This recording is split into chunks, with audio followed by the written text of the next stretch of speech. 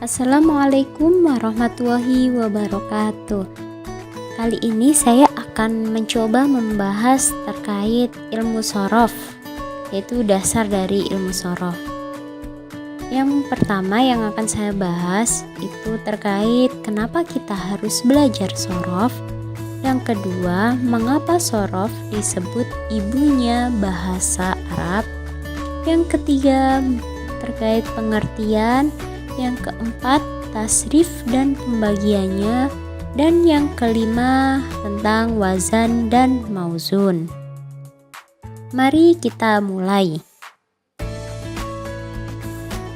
Nah, kalau teman-teman bertanya, ada pertanyaan terkait kenapa sih kita harus belajar shorof? Nah, mari kita bahas. Kenapa perlu belajar shorof? Karena shorof merupakan induk dari segala ilmu atau dikenal dengan umul ulum. Nah, untuk lebih jelasnya saya tambahkan, kita diharuskan belajar ilmu shorof karena shorof melahirkan bermacam-macam lafadz. Sedangkan lafadz menunjukkan bermacam-macam ilmu. Tanpa lafadz tidak akan ada tulisan. Sedangkan tanpa tulisan akan sulit kita untuk memahami suatu ilmu. Selain itu, setiap muslim diharuskan memahami Al-Quran dan hadis. Untuk memahami keduanya, tentunya diperlukan ilmu alat, antara lain shorof. Sehingga belajar ilmu shorof merupakan keniscayaan bagi setiap muslim untuk dapat memahami Al-Quran dan hadis. Nah, itu adalah alasan kenapa kita harus belajar shorof. Selanjutnya, kita akan masuki mengapa shorof itu disebut dengan ibunya ilmu dan nahwu disebut dengan ayahnya ilmu. Maka shorof disebut dengan ibunya ilmu dan nahwu disebut ayahnya. Nah, shorof diidentikan dengan ibu karena keserupaan di dalam melahirkan, yakni sebagaimana ibu melahirkan anak, maka shorof juga melahirkan kalimat. Hal ini mengisyaratkan betapa butuhnya ilmu terhadap kalimat, karena ibu sangat dibutuhkan oleh seorang anak. Anak tanpa ibu tidak akan pernah lahir. Contoh dari yang dimaksud dari ibu shorof adalah ibu, yaitu diserupakan dengan melahirkan suatu anak. Seperti satu kata dalam bahasa Arab dapat melahirkan beberapa kalimat, beberapa kata. Contohnya, fa'ala dapat melahirkan kata yaf'ulu, dan seterusnya. Sedangkan nahwu diidentikan dengan ayah di dalam memperbagus.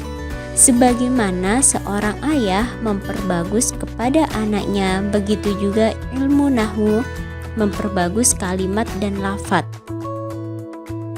Shorof tanpa ilmu nahwu, maka kalimat itu dianggap kurang bagus. Masih perlu ilmu nahwu di sampingnya. Itulah mengapa shorof disebut dengan ibunya ilmu dan nahwu disebut dengan ayahnya. Selanjutnya tentang pengertian dari shorof. As-shorfu ilmun bi usulin tu'rafu biha siyaghul kalimatil arabiyyati wa ahwaluha allati laysat bi i'rabi wala bina'in. Shorof adalah ilmu yang membahas tentang asal kata atau lafadz yang dengannya dapat diketahui sigot kalimat atau kata yang berbahasa Arab dan keadaannya, yang mana tidak membahas tentang i'rab maupun mabniyah.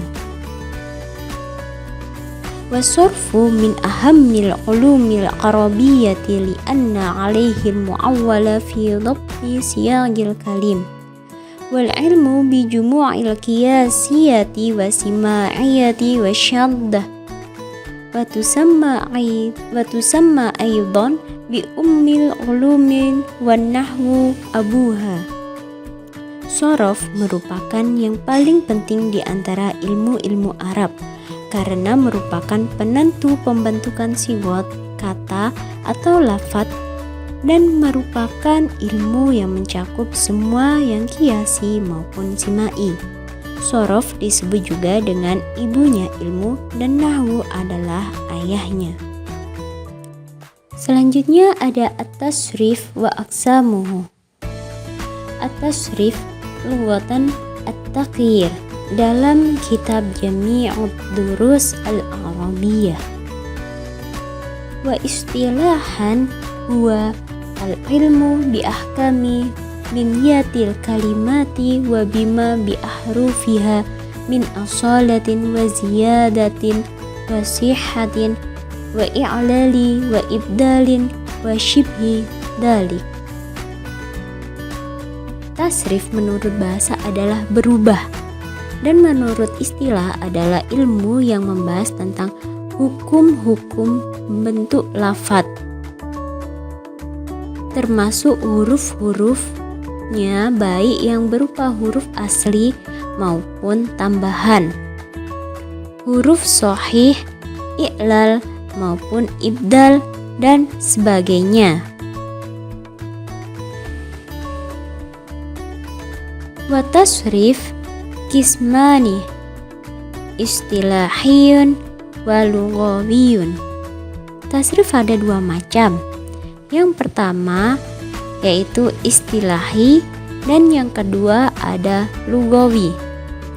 Yang istilahi contohnya ada fa'ala yaf'alu fa'lan wa maf'alan fa huwa fa'ilun wa dhaka maf'ulun uf'ala taf'ul maf'alun maf'alun mif'alun kharaja kharaja kharaju wa kharajat kharajata kharajna kharajta kharajtuma kharajtum kharajti kharajtuma kharajtunna kharajtu kharajna. Selanjutnya ada al-wazanu wal mawzun. Al-waznu yata'allafu min thalathati ahrufin wa hiya al-fa'u wal 'ainu wal lamu.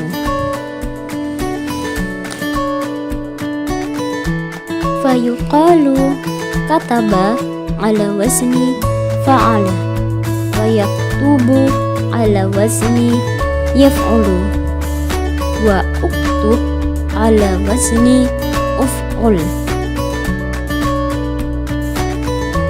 Wa yuqalu li ahrufi fa'ala yusamma mizanun aw wazanun wa lima yuzanu biha kataba yusamma mauzunun. Jadi wazan terhimpun dari 3 huruf, yaitu fa, ain, lam. Maka dikatakan lafadz kataba mengikuti wazan fa'ala, lafadz yaktubu mengikuti wazan yaf'ulu, lafadz uktub mengikuti wazan uf'ul. Dikatakan untuk huruf-huruf pada lafadz fa'ala disebut sebagai wazan, dan yang ditimbang kataba disebut mauzun. Jadi fa'ala itu disebut dengan wazan, sedangkan kataba disebut mauzun. Yaf'ulu disebut wazan, yaktubu disebut mauzun, uf'ul disebut wazan, uktub disebut mauzun. Yusamma ma yuqabilu fa'al mizani min ahrufil mauzuni fa kalimah atau fa'al fi'li, wa ma yuqabilu ainihi ainal kalimah ainal fi'li.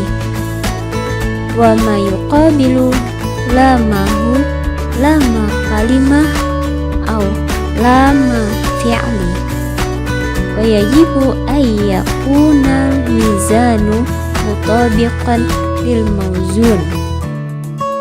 Huruf mauzun yang berhadapan dengan fa wazan disebut fa lafat atau fa fi'il.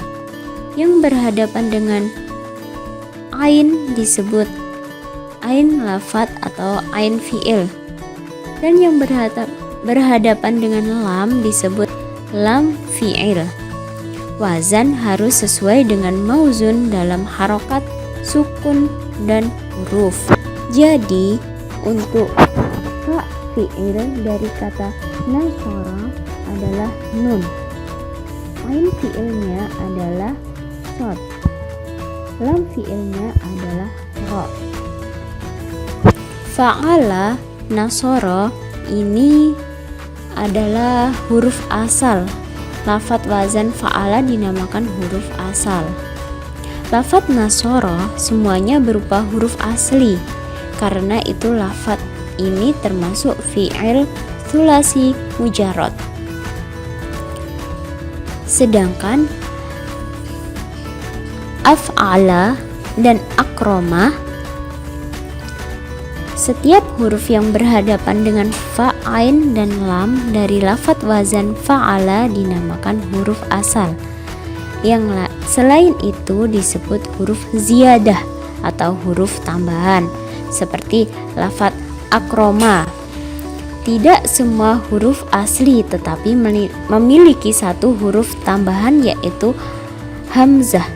Karena itu lafat ini termasuk fi'il tsulasi mazid, yaitu artinya tambahan.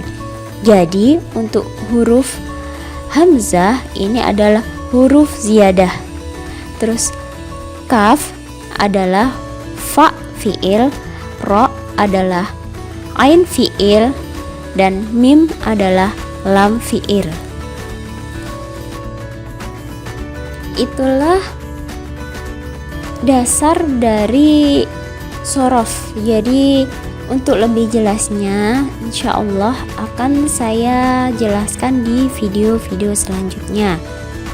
Maka dari itu jangan lupa subscribe dan nyalakan notifikasinya agar tidak ketinggalan video-video selanjutnya.